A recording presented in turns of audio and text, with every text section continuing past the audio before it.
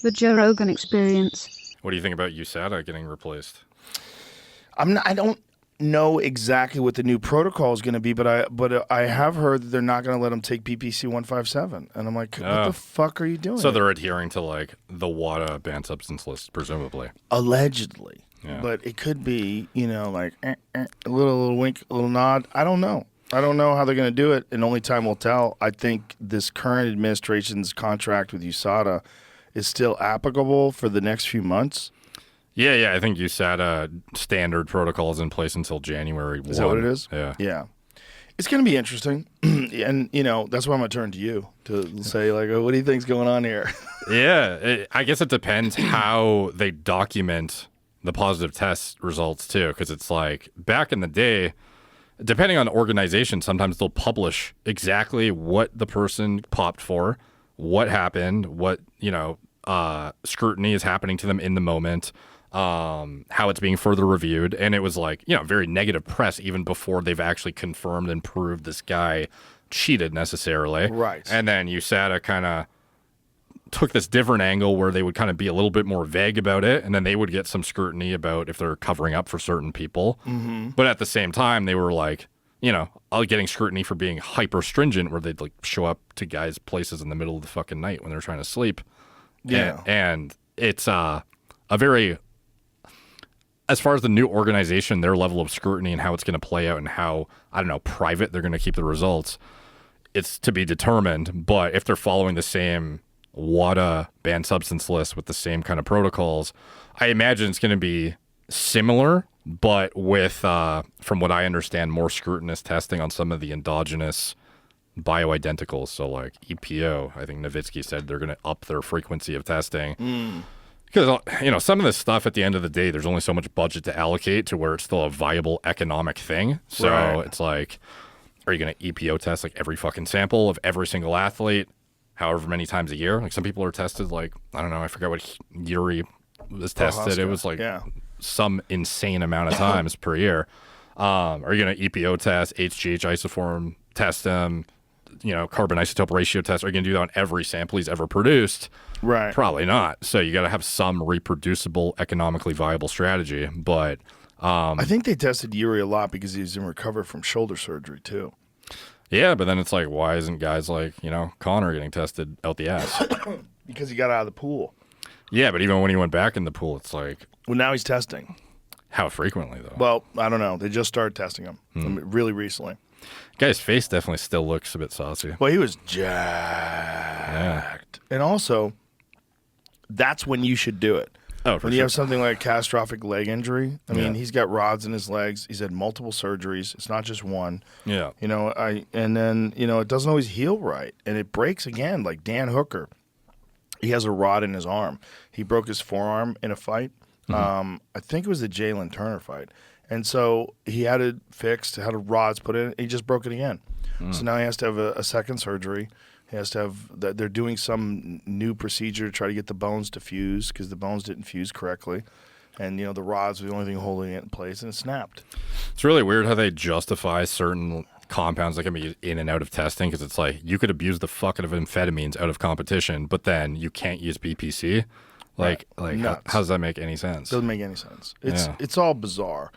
And I think in a perfect world, professional athletes would utilize everything possible to get the best possible performance. Yeah. Again, my only concern would be young people ruining their endocrine system. Yeah. And then the possible there's real issues with overuse, like overdosing. Because if you tell someone, hey, if you take, 100 milligrams of this thing, you'll have an improved performance. Okay, what's going to give me a stroke?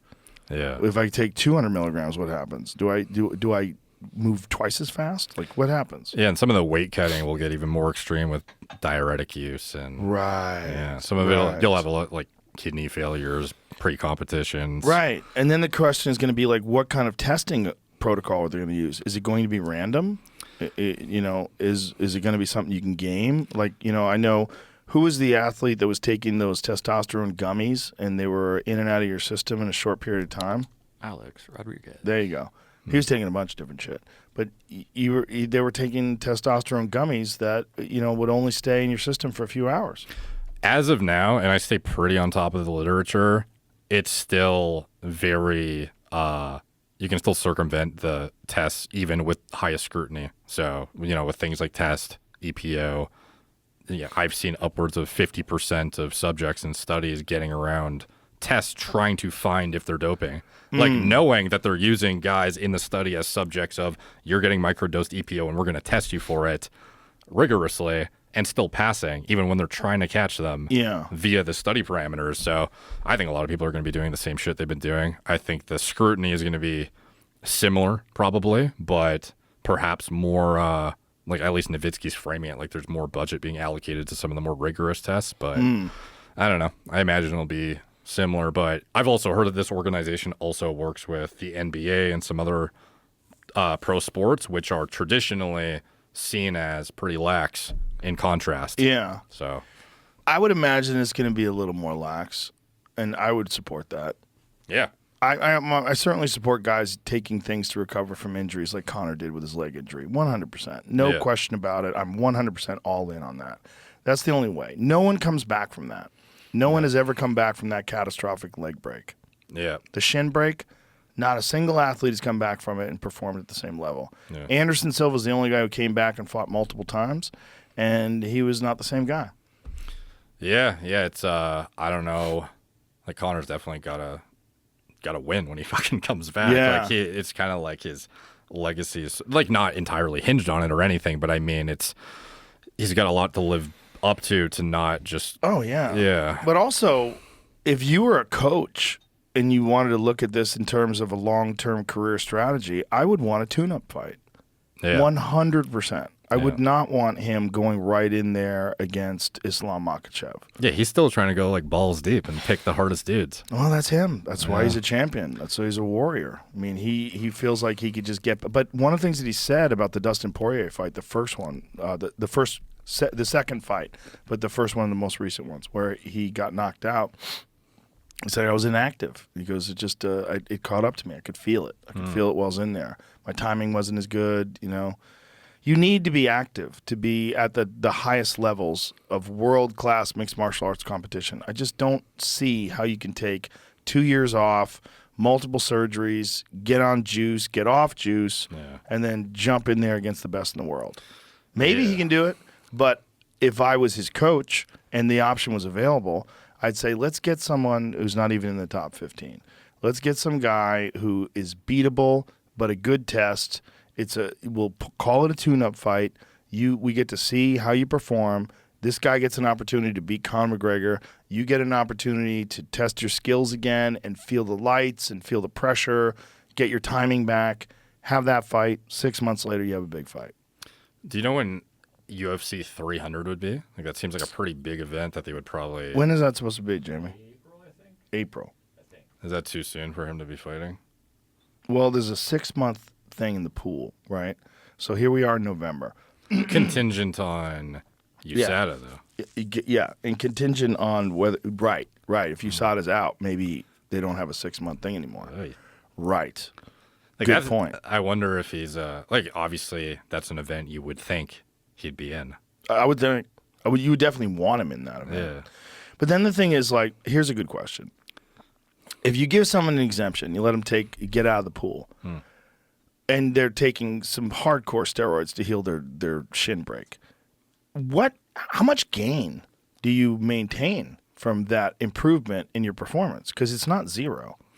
No, it's I think a lot of it is also indirect through the time in the gym and skill acquisition, because a lot of people overlook the recovery capacity enhancing component. So it's like if you're able to, it's not just about how much muscle you've gained and objective measurements of, your bench press went up by X amount. It's also how many more hours were you able to train relative to your competition because of this. Right. And that's that many more hours working on X skill, this skill, that, doing your endurance, whatever. You're able to do more things and have more bandwidth allocated to your, skill, sustaining or, development. So as far as the studies go for retention of what's called myonuclei, like how much you can actually bank up from steroid use, it doesn't seem to be something that's going to sustain for, in perpetuity like we once thought. is kind of finicky if that's actually something that happens or not. Like a lot of people will still shrink back down when they come off, but he's competing pretty soon after being like what appeared to be pretty fucking full board. Like the guy was essentially unrecognizable compared to traditional, Conor. Yeah, So, he looked like a light heavyweight. yeah, it was like, to me, his face looked like the first time a guy takes gear. It's like, oh, wow, you've gained like 15 pounds of water. Yeah. Yeah. So, Everything got big. So, yeah, like it didn't even look like it was an attempt to do it in a, I'm trying to microdose way. It's like a real cycle, seemingly. Right. So, and why not if you're not being tested and you can? So, and it's probably fun. Yeah. Yeah.